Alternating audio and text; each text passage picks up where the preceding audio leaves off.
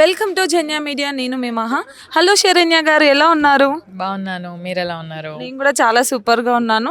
కొంచెం గ్యాప్ వచ్చిందా సినిమాలకి? మీరు గ్యాప్ తీసుకున్నారా లేకపోతే ఏంటి? గ్యాప్ ఏం రాలేదు, నేను కూడా గ్యాప్ ఏం తీసుకోలేదు. But everything is going slow, మెల్లగా చేస్తూ వస్తున్నాను. అన్నీ ఒకేసారి అలా తీసుకోకుండా నచ్చిన క్యారెక్టర్స్, నచ్చిన మూవీస్ అలా చేస్తూ వస్తున్నాను అంతే. కామాఖ్య సినిమాలో మీ రోల్ ఎలా ఉండబోతుంది? మీరే చూసి చెప్పాలి.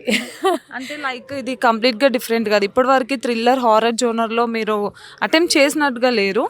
సో ఇప్పుడు చేశారు కదా, ఈ ఎక్స్పీరియన్స్ ఎలా ఉంది? థ్రిల్లర్స్ చేశాను, like web series. Horror kind of horror, devotional కూడా ఉంది కదా. Yeah. దేవత ఇట్స్ డిఫరెంట్. అందుకే నాకు నచ్చింది, డిఫరెంట్గా ఉంది. ఆర్టిస్ట్గా నేను కొంచెం కొత్తగా ట్రై చేయాలనుకుంటా కాబట్టి I did this. Okay. TV anchor నుంచి ఇప్పుడు మొత్తం కంప్లీట్గా మీరు యాక్టింగ్ పైనే ఇంట్రెస్ట్ చూపిస్తున్నారు, ప్లస్ అటు సైడ్ వెళ్ళిపోతున్నారు కదా. So career ups and downs అనేవి చాలా ఉంటాయి కదా. సో మీకు మంచిగా మీ కెరియర్ టర్నింగ్ పాయింట్ అంటే ఏం చెప్తారు?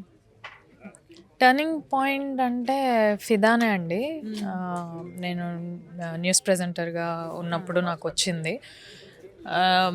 దాని తర్వాత నా మూవీ కెరియర్ అంటే ఫిదా చేయడం కూడా ఎలా అంటే ఒక్క మూవీ చేస్తాను, తర్వాత leave it to the universe లాగా చేసిన అనమాట. ఆ మూవీ తర్వాత నాకు మెల్లగా ఏది కూడా ఒకటేసారి రాలేదు, మెల్లగా వచ్చాయి ఆఫర్స్. బట్ అప్పుడు కూడా నేను నా జాబ్ కంటిన్యూ చేస్తూ ఉన్నాను. Everything was cool. Turning point అయితే ఫిదానే. యా, జాబ్ మానేసిన తర్వాత నాకు వచ్చింది అంబాజీపేట. యా, దాంతో కూడా మీరు చాలా డిఫరెంట్గా అటెంప్ట్ చేశారు, మంచి పేరు కూడా వచ్చింది కదా అవును. ఆ సినిమాతో. సో సాయి పల్లవి గారితో యాక్ట్ చేశారు. సాయి పల్లవి గారు అప్పుడు తెలుగు ఇండస్ట్రీకి అప్పుడప్పుడే స్టార్ట్ అవ్వడం, ఫిదా మూవీ ఫస్ట్ అవ్వడం. కానీ అప్పుడు సాయి పల్లవి గారికి ఇప్పుడు ఒక క్రేజ్ అనేది కంప్లీట్గా చేంజ్ అయిపోయింది సాయి పల్లవి గారు అంటే. సో మామూలుగా పవర్ స్టార్ ఎంత మనం తెలుగు ఆడియన్స్ కనెక్ట్ అవుతామో, అమ్మాయిల్లో హీరోయిన్స్లో సాయి పల్లవి గారిని అంత కనెక్ట్ అవుతుంటారు. సో అలాంటి వ్యక్తితో మీరు యాక్ట్ చేసినప్పుడు అప్పుడు ఎలా ఉండింది, ఇప్పుడు సాయి పల్లవి గారు ఎలా ఉన్నారు మీతో అంటే ఏం చెప్తారు? ఇప్పుడు టచ్లో లేరండి.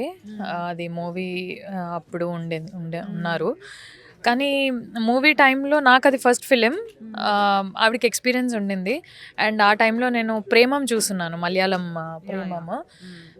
నాకు చాలా ఇష్టం ఆవిడ క్యారెక్టర్ కానీ ఆవిడ కానీ. సో చాలా బాగుండే వాళ్ళు సెట్లో, నాకు చాలా కంఫర్టబుల్ ఉండేది. అంటే ఆవిడకి ఎక్స్పీరియన్స్ ఉంది, నాకు లేదు. ఆ ఫీలింగ్ లేకుండే అనమాట. ఇద్దరం కలిసి చేసేవాళ్ళము. ఆవిడ చాలా కోఆపరేటివ్ ఉండేవాళ్ళు అనమాట. So ya, she's very good on sets with me. Comfortable ఉండే నాకు. యా, ఇప్పుడైతే టచ్లో లేరు. మళ్ళీ మీ ఇద్దరు కాంబినేషన్లో వస్తే మళ్ళీ ఆఫ్ కోర్స్ చేస్తాం, ఎందుకు చేయము. సో ఇప్పటివరకు చేసిన క్యారెక్టర్స్ అయితే మంచిగా ఇట్లా పిక్ చేసుకొని ఒక మార్క్ క్రియేట్ చేసుకోవడానికే చేసుకుంటున్నారు. ప్లస్ అప్కమింగ్ మూవీస్ ఎన్ని చేయబోతున్నారు, ఎన్ని మూవీస్ 2026లో వస్తున్నాయి అంటే ఏం చెప్తారు? అది రిలీజ్ అవ్వడం అనేది మన చేతుల్లో లేదు కాబట్టి 2026లో ఎన్ని వస్తున్నాయి అనేది నేను చెప్పలేను. కానీ యా, చేస్తున్నాను మూవీస్ అయితే. ఒక 3 to 4 మూవీస్ ఆన్ గోయింగ్ షూట్లో ఉన్నాయి. యా. ఎవరితో యాక్ట్ చేయాలనుకుంటున్నారు ఫ్యూచర్లో? వీళ్ళతో చేయాలి నా డ్రీమ్ అని ఉంటుంది కదా, అలా ఎవరితో చేయాలనుకుంటున్నారు?